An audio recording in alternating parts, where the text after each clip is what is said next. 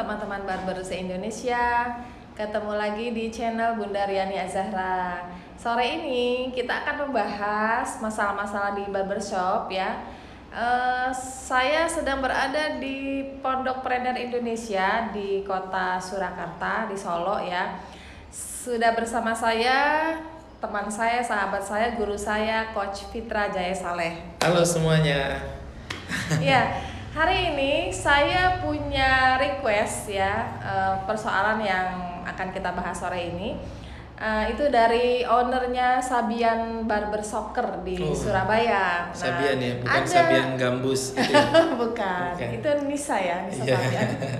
Jadi di Surabaya itu ada sebuah barbershop yang temanya dia soccer, Coach. Soccer, jadi sepak bola. Jadi satu-satunya di Surabaya yang temanya soccer gitu ya. Berarti potong rambutnya juga sesuai dengan pemain sepak bola idolanya. Mungkin kayaknya begitu ya. Jadi teman-teman, sore ini kita akan ngomongin ini nih. Apa iya sih, apa betul sih setiap orang yang merintis usaha itu pasti awalnya susah gitu, pasti pahit lah istilahnya. Ada nggak sih cara supaya pada saat kita misalkan buka barber baru, apakah setiap pengusaha itu harus melewati masa-masa yang pahit, yang sepi, yang belum laku gitu ya? Jadi kali ini kita akan dengar langsung ya penjelasan atau ya diskusi kita sore ini dengan Coach Fitra Jaya Saleh.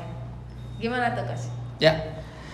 Oke, pertanyaannya bagus banget. Jadi pertanyaannya saya ulangi, apakah kita kalau berbisnis itu pasti mengalami masa-masa sulit, pahit, atau berat begitu? Nah, jadi jawabannya itu bisa jadi iya, bisa jadi tidak.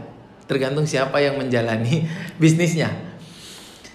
Hukumnya begini, secara hukumnya ya. Jadi secara hukum bahwa semua kesuksesan itu tidak mungkin diraih tanpa kesulitan. Itu rumusnya begitu. Tapi di awal pasti susah dulu. Pasti, itu pasti. Pasti susah. Jadi tidak ada orang yang sukses luar biasa, hebat, yang masa lalunya itu mudah, itu nggak ada. Nggak ada. Jadi saya calon itu dong ya. Betul. Jadi kalau hari ini kita sedang menjalani kesulitan, menjalani masalah, berarti kita sudah on the track, sudah benar. Kesulitan dan kemudahan itu selalu bersamaan. Jadi kesulitan dan kemudahan itu searah. Sebagaimana gagal dan sukses itu searah. Orang-orang itu sering berpikir begini bahwa sukses itu jalan ke kanan, gagal itu jalan ke kiri. Berarti kalau saya gagal, berarti saya nggak sukses dong. Oh, salah. Sukses dan gagal itu searah, mereka sama-sama ke kanan. Cuman gagal itu 1 kilometer ke kanan, sukses itu 1,5 kilometer ke kanan. Artinya dalam perjalanan kita menuju kesuksesan itu akan ketemu dengan kegagalan. Itu pasti. Kenapa dibilang pasti? Karena memang dalam Al-Qur'an begitu ngomongnya. Al-Qur'an itu di dalam surat Al-Insyirah itu dikatakan fa inna ma'al usri yusran. Maka bersamaan dengan kesulitan itu ada kemudahan. Artinya kesulitan dan kemudahan itu bersamaan. Jadi tidak mungkin dipisahkan. Kan katanya beda orang sukses dan orang gagal itu. Yes. Nah, orang sukses kan bertahan lebih lama dari orang yang gagal. Yes, betul sekali. Jadi kalau usaha kita masih sepi, terus tahu-tahu nih yang owner barbernya memutuskan untuk tutup, jadi dia nggak akan berhasil gitu ya. Yes. Poin yang pertama, berarti kita dapat kesimpulan nih bahwa orang yang mau sukses pasti akan melalui kesulitan. Kenapa sih kita harus melalui kesulitan terlebih dahulu? Secara psikologis, Allah itu memberikan kepada kita kesulitan ketika kita mau sukses agar kita tuh jadi orang beriman. Jadi kalau ada orang sukses terus dia mau apa-apa dia bisa sukses, dia bisa jadi nggak beriman. Kayak Firaun. Firaun itu lahir udah jadi penguasa, udah jadi orang kaya. Dia mau apa saja ada sampai dia nggak punya lagi rasa kebutuhan terhadap Tuhan. Jadi kita tuh dikasih susah supaya muncul dalam hati kita tuh akan kebutuhan akan Tuhan. Berarti kalau susahnya lama gimana? Nah, oke. Itu poin yang pertama, pasti ada kan?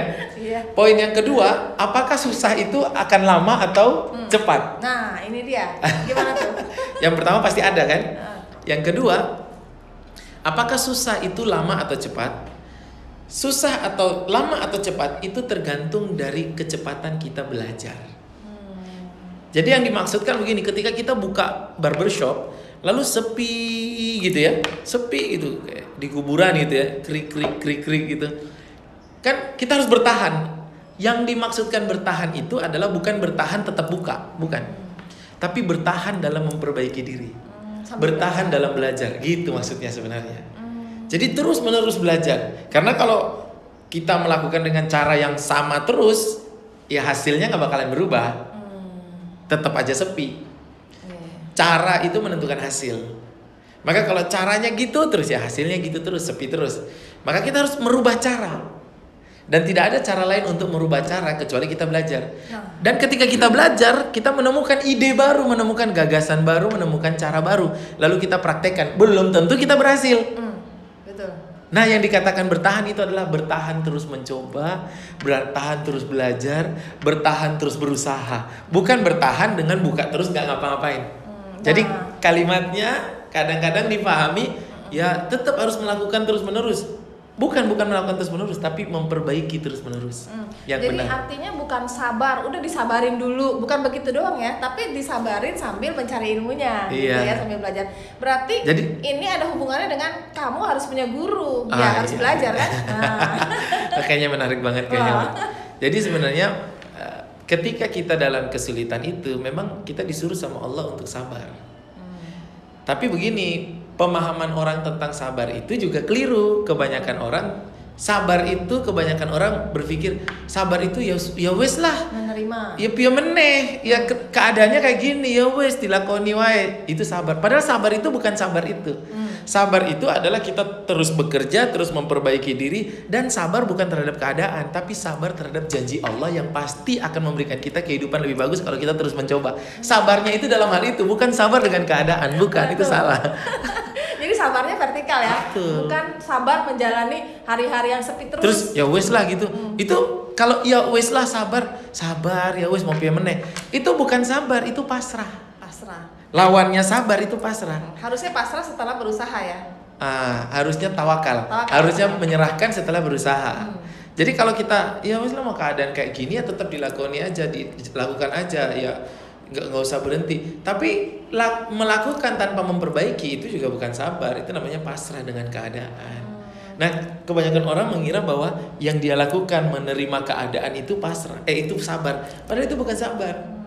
Sabar itu terus berusaha memperbaiki keadaan, memperbaiki dirinya, belajar terus-menerus. Dia coba lagi dan belum berhasil, dia coba lagi dan belum berhasil, dan dia tetap bersabar bahwa pasti Allah akan memberikan keberhasilan.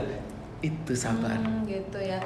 Nah, terus di masa Covid ini, di masa pandemi ini, kalau kita kan sepi nih, barbershop rata-rata sepi ya, penurunan omset, terus pengurangan tenaga kerja dan lain-lain. Nah, itu gimana nih? Kita perlu belajar apa di keadaan ini gitu? Iya. Jadi begini, ada banyak cara untuk menaikkan omset. Ada banyak cara. Saya mungkin ada puluhan cara, bahkan ratusan cara.